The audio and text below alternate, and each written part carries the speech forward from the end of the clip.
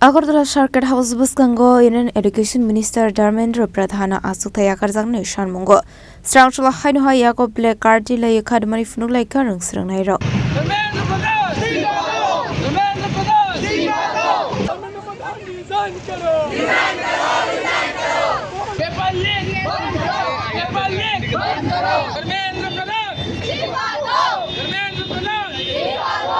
दो दिन से हम लोग यही तो डिमांड कर रहे हैं कि धर्मेंद्र प्रधान का इस्तीफा चाहिए। ये और आप कितने बार पूछोगे? गली गली में शोर है।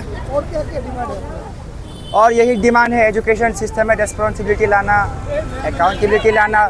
और इतना सारा जो पेपर लीक हो रहा है, NEET paper leak, JEE leak, SSC में भी बहुत प्रॉब्लम्स हुआ पिछले कुछ सालों में। सीबीएसई में भी थर्ड पार्टी कॉपी चेकिंग किया। इतना सारा पेपर लीक हो रहा है, यहाँ पे कुछ भी रिस्पॉन्सिबिलिटी नहीं ले रहा। और आपने तो देखा ही होगा कि कैसे छात्रों पे लाठीचार्ज कराया गया है दिल्ली में। ये क्या है? हम छात्रों ही तो है, हम तो स्टूडेंट्स ही तो है। और 20 से 22 बच्चों ने सुसाइड किया है।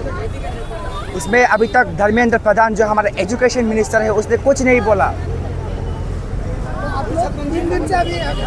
ये हमारा तीसरा दिन है। हम लोग सोच रहे जब तक हमारा डिमांड पूरा नहीं होता रिजाइन नहीं कर देते।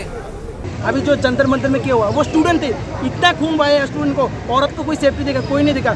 जितना चाहिए पुलिस इतना लाठीचार्ज किया। ये वो स्टूडेंट कोई आतंकवादी तो नहीं है, हमारे इंडिया का स्टूडेंट है, देश का फ्यूचर है, उसे ऐसे मारा गया। ये होगा?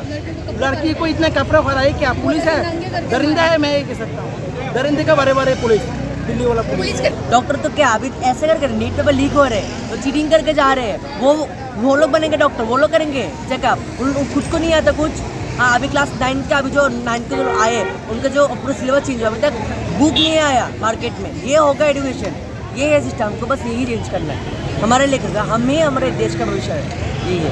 ये paper leaks, NEET paper leaks, ये सारे हो रहे हैं। हमारा एजुकेशन सिस्टम पे ऊपर इतना इफेक्ट पड़ रहा है, हमारे फ्यूचर के ऊपर इतना इफेक्ट पड़ रहा है। हम इतने दिन रात मेहनत करके पढ़ते हैं, हमारे मम्मी पापा साल भर के साल बाद इतने बड़े अमाउंट देते हैं स्कूल में, इतने पैसे डालते हैं। फिर अगर ऐसा होता है, हमारी मेहनत, हमारा सब कुछ अगर चला जाता है, ऐसे डूब जाता है, ये तो हम नहीं सहेंगे ना।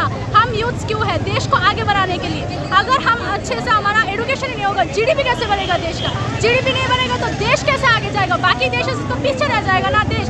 जीडीपी पहले 4th में था, अब चला गया 6th में। एक कैसे हुआ?